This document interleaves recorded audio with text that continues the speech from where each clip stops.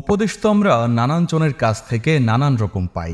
শিক্ষক কিংবা গুরুজন থেকে পাওয়া উপদেশগুলো আমাদেরকে একজন আদর্শ মানুষ হিসেবে গড়ে তুলতে অমূল্য ভূমিকা রাখে। আচ্ছা, সামাজিক শিষ্টাচার বা ভদ্রতা নিয়ে একজন ছেলের প্রতি তার পিতার উপদেশ কেমন হতে পারে সে সম্বন্ধেই কতিপয় উপদেশ শুনব আজ। ছেলেকে দেয়া একজন আদর্শ বাবার কতিপয় উপদেশ।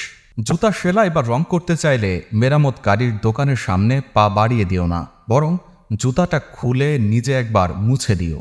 কখনো কাউকে কামলা, কাজের লোক বা বুয়া বলে ডেকো না। মনে রেখো, তারাও কারো না কারো ভাই, বোন, মা, বাবা। তাদেরকে অবশ্যই সম্মান দিয়ে ডেকো। বয়স, শিক্ষা, পদ বা পদবীর দিক দিয়ে কেউ ছোট হলেও কখনোই কাউকে ছোট করে দেখো না, নইলে তুমি ছোট হয়ে যাবে। পড়াশোনা করে জীবনে উন্নতি করো, কিন্তু কারো ঘাড়ে পা দিয়ে উপরে ওঠার চেষ্টা কখনোই করো না। কাউকে সাহায্য করে পেছনে ফিরে যেও না, সে লজ্জা পেতে পারে। সবসময় পাওয়ার চেয়ে দেওয়ার চেষ্টা করো বেশি।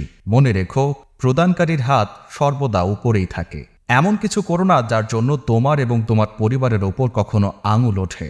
ছেলে হয়ে জন্ম নিয়েছ, তাই দায়িত্ব কখনোই এড়িয়ে যেও না। তোমার কি আছে তোমার গায়ে লেখা নেই, কিন্তু তোমার ব্যবহারে দেখা যাবে তোমার পরিবার কোথায় আছে। কখনো মার কথা শুনে বউকে এবং বউয়ের কথা শুনে মাকে বিচারের কাঠগড়ায় দাঁড় করিও না। কাউকেই কিন্তু ফেলতে পারবে না। কারো বাসায় নিমন্ত্রণ খেতে গেলে বাসায় দুমুঠো ভাত খেয়ে যেও। অন্যের পাতিলের ভাতের আশায় থেকো না। কারো বাসায় খাবার নিয়ে সমালোচনা করো না। কেউ খাবার ইচ্ছে করে অস্বাদ করার চেষ্টা করে না।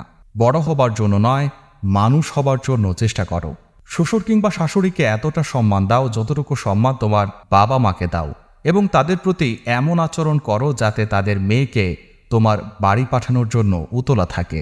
সবসময় ভদ্র এবং নম্রভাবে চলো এবং কথা বলো, কিন্তু অন্যায়ের সাথে কখনোই আপোষ করো না। এরকম নিত্য নতুন ভিডিও পেতে যুক্ত থাকুন স্কিলোফির সঙ্গে। সাবস্ক্রাইব করুন আমাদের অফিসিয়াল ইউটিউব চ্যানেল এবং লাইক দিন ফেসবুক পেজে। ধন্যবাদ সবাইকে।